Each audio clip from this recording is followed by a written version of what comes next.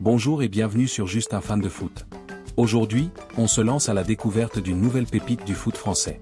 On parlera du Golden Boy Désiré Doué, de Nasser El Khelaifi ainsi que de Luis Campos et pour finir, on aura un mot de notre légende vivante David Ginola ainsi que le programme du PSG pour le mois de décembre. Voilà 5 choses à connaître sur Tillel Tati, la nouvelle pépite que le PSG veut attirer. Abonne-toi à Juste un fan de foot pour ne rien rater des talents de demain. Le Paris Saint-Germain continue de scruter les futurs cracks du football français, et un nom revient avec insistance. Tillel Tati, jeune défenseur central du FC Nantes, seulement 17 ans et déjà suivi par l'Europe entière. Voici 5 infos essentielles pour découvrir cette pépite qui fait tourner toutes les têtes.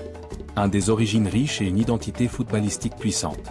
Né le 19 janvier 2008 à Champigny-sur-Marne, Tillel Tati porte en lui un double héritage. Congolais, Congo-Brazzaville, par son père et sénégalais par sa mère.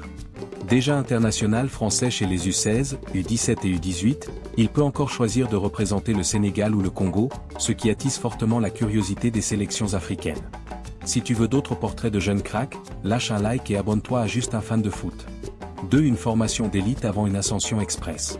Tati commence sa carrière en 2013 à l'US Roissy-en-Brie, où il est coaché par son père, Sambou Tati, connu pour avoir entraîné Paul Pogba à 13 ans. En 2021, il rejoint le prestigieux INF Clairefontaine, véritable usine à champions, où il affine son jeu pendant 2 saisons. Le FC Nantes le repère et le recrute en juillet 2023, l'intégrant directement aux U17. Sa progression est fulgurante, il gravit chaque catégorie, devient un cadre du club, signe son premier contrat pro le 9 octobre 2025, et fait ses débuts en Ligue 1 contre le PSG, le 17 août 2025, jouant l'intégralité de la rencontre.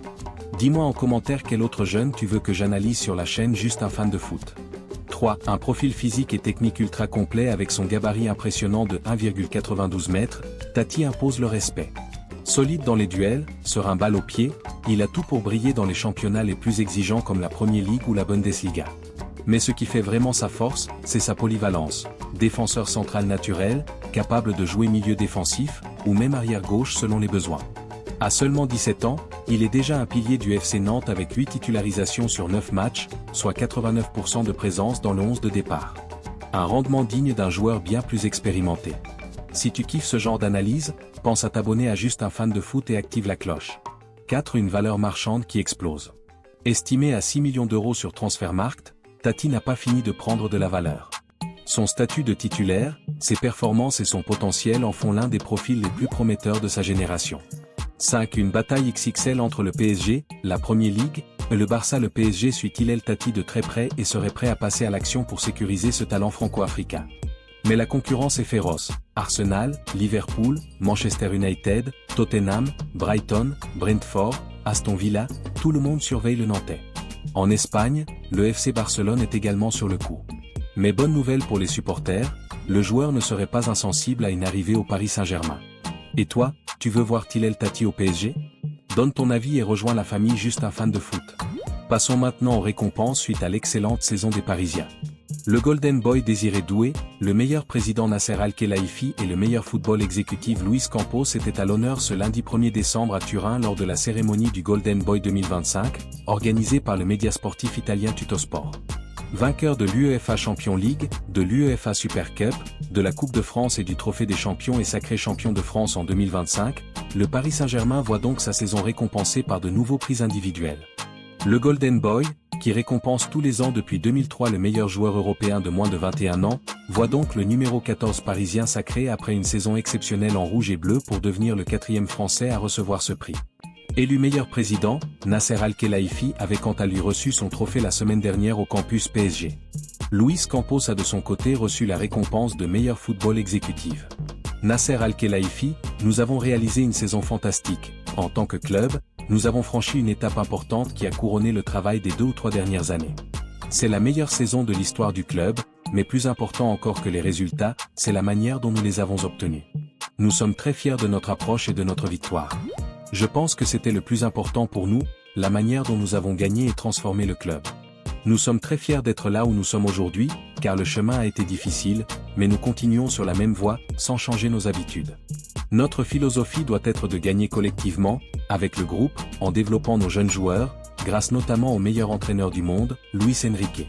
Nous voulons avoir les meilleurs joueurs du monde, nos jeunes joueurs, développer nos équipes de jeunes et ainsi garantir l'avenir du club, pas seulement les résultats d'aujourd'hui, qui sont certes importants, mais aussi et surtout l'avenir du club. C'est pourquoi j'apprécie vraiment cette reconnaissance. Cela récompense mon travail et celui de tout le club. Luis Campos, je suis très heureux et je remercie ma famille et tous ceux qui ont travaillé avec moi. Remporter ce prix dans un pays de football comme l'Italie est très important. Le club a transformé son projet grâce à la confiance du président. Nous avons trouvé un entraîneur exceptionnel et nous avons la capacité de construire une grande équipe, un groupe sérieux qui incarne l'harmonie du football. Le plus difficile est de continuer sur cette lancée, mais nous sommes prêts. Désiré Doué, un sentiment de grande fierté et de bonheur m'anime. Le travail d'équipe porte ses fruits, car c'est grâce à lui que le Paris Saint-Germain a atteint ses plus grands objectifs cette année, réalisant la meilleure saison de son histoire. C'est le fruit d'un effort collectif. Je suis très heureux de recevoir ce prix, qui récompense les trophées remportés avec l'équipe et ma contribution positive lors des matchs importants. Je pense avant tout à ma famille.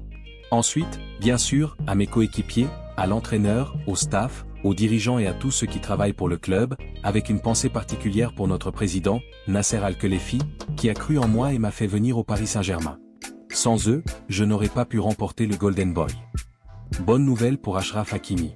Le défenseur marocain a ainsi travaillé en salle avec des exercices de musculation, de course sur tapis roulant. Il a même touché le ballon pour faire quelques passes. Ce mardi, le PSG a publié sur X une vidéo très rassurante concernant Achraf Hakimi. Un mot de David Ginola, légende vivante du PSG. L'ancien joueur du PSG, David Ginola, a expliqué toujours avoir une grande estime pour le club parisien. Le PSG représentera toujours quelque chose de très spécial. C'est le premier club qui m'a ouvert les portes des titres, de la compétition européenne. S'est souvenu David Ginola dans le journal du Parisien.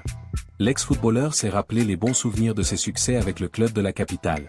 Nous étions les outsiders, mais nous avons fait les gros titres en tant qu'équipe surprise, ce qui est définitivement très spécial. Pour la Coupe de France, le Paris Saint-Germain sera opposé au Vendée Fontenay Foot, N3, le week-end du 20 décembre à l'occasion des 32e de finale de la Coupe de France. Voici pour finir le programme du PSG, pour ce mois de décembre. Dès samedi prochain, le 6, on reçoit Rennes au Parc des Princes. Ensuite, direction Bilbao pour la Ligue des Champions le mercredi 10 décembre 2025 à 21h, puis un rendez-vous face à Metz avant de passer à l'année suivante. Et attention, le 17 décembre, on jouera la finale de la Coupe intercontinentale. On ne connaît pas encore l'adversaire, mais ce sera le dernier match de l'année, et forcément, ça va être un moment fort. On ne manquera pas d'y revenir. J'espère que cette vidéo vous a plu, si c'est le cas, n'oubliez pas d'appuyer sur le bouton de j'aime et de vous abonner à Juste un fan de foot. On se retrouve dans la prochaine vidéo. Allez Paris!